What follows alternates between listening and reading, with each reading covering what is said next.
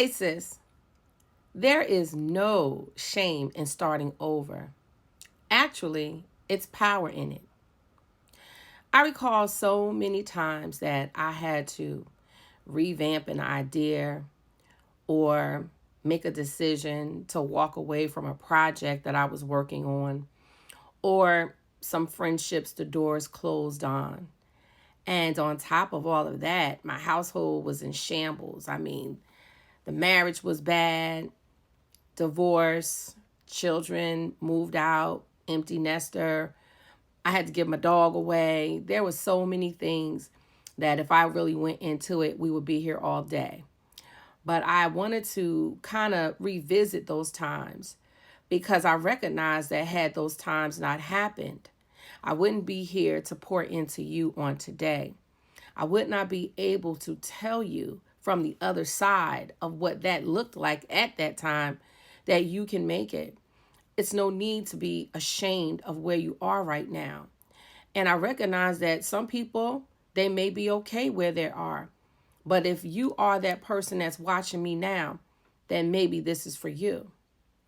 Embarrassment at any age doesn't feel good. Whether you're 40, 50, or in your 60s. There are those that are in their 60s will feel like, well, I've missed the mark and I can't get up from here because, hey, look at my age. There's no way, no possibility that I could start over. But I'm here to tell you that starting over is a mindset. And it should be a movement because everything changes. Nothing stays the same. As we age, we lose weight, we gain weight, we lose hair. Some of us still have our hair. All of the things that could possibly happen. Nothing stays the same. Even those who have grandkids, who have children of their own, they don't stay little forever. So that lets us all know that it is inevitable for change to manufacture in our lives because it's going to happen whether you want it to or not. God created everything, and the way he created life is for it to continue to evolve. And therefore, you might be still evolving in your life. And because you have made that change or took the opportunity and just jumped and said, hey, I'm going to do it anyway, this is the best season of your life because now you can unlearn some things that we picked up along the journey that is not conducive to where you're going today. And so that's a healthy thing. And actually, it makes you feel empowered when you can pick up the pieces of your life. I know that the pieces at times, they can look like, my goodness, can anything come good out of this, right? Can I make anything out of all the broken pieces? But even in the broken pieces, there is still some good in that. Sometimes people take the broken pieces and they create some type of mural out of it. I look at my life as the different pit stops that I had to take. It's just landmarks for me to let me know how far I have come. And so for you, I want you to be empowered and to recognize that, sis, you have come a long way. No, you are not the same woman that you were 5 years ago, maybe even 10 years ago. Even for myself, I've come into myself knowing that now what I like, what I don't like. I enjoy now getting dressed up, where before I would just throw anything on and go outside. But as I evolved, I recognized that the little girl in me or the woman in me now desires to show up differently. Some people may like it, some people may not. But I have learned to dance to my own beat. I've learned to sing, even though it sounds a mess. I have this attitude now where I am going to do it afraid. I'm going to do it anyway. And you may have a good response from it, or you may not. But it is your life to even go ahead and try. Because I remember they used to say, a try beats, a failure beats not trying at all. So if you try something and it does not work, if you're still breathing, you are allowed to do it again.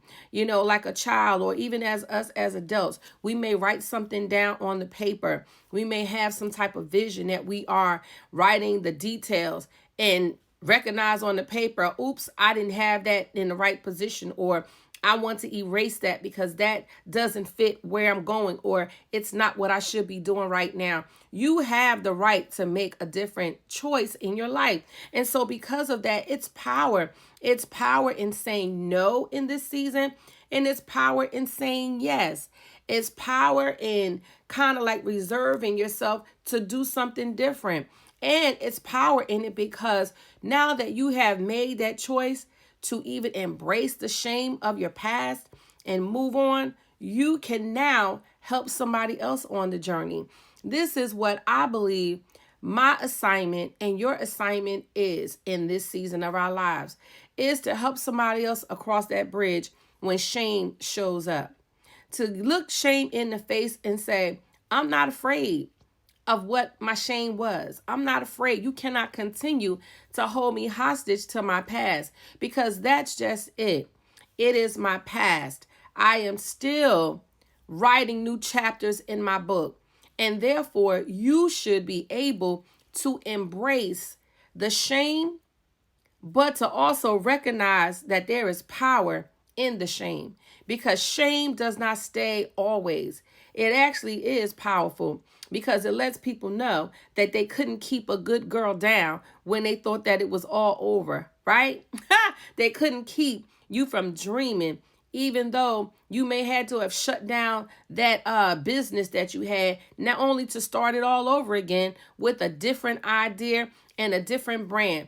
It is power in just embracing the shame of the past, because there is no shame in starting over. There is only power. There is only brilliancy in taking your life in your hands, in the sense of taking your power back from others who think that you would never rise from it, only to gain.